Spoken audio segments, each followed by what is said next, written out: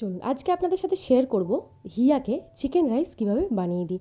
সবার প্রথমে আমি প্রেসার কুকারে দিয়ে দিচ্ছি বাটার। আপনারা চাইলে ঘি অথবা সর্ষের তেল দিতে পারেন। দেওয়ার পরে 1 চিমটে পরিমাণে গোটা জিরে দিয়ে দিলাম।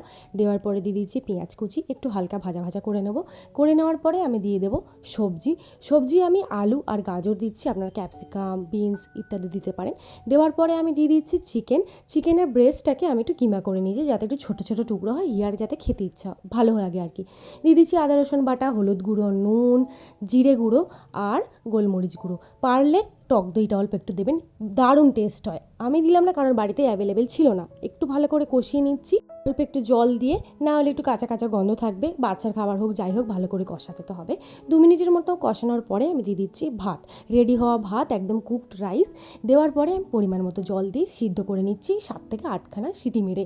এইভাবে একবার লাঞ্চে চিকেন রাইসটা বানিয়ে দেখুন, বাচ্চাদের অবশ্যই ভালো লাগবে। হিয়ার স্মাইলটা দেখে নিশ্চয়ই বুঝতে পারছেন ওর কতটা পছন্দ হয়েছে।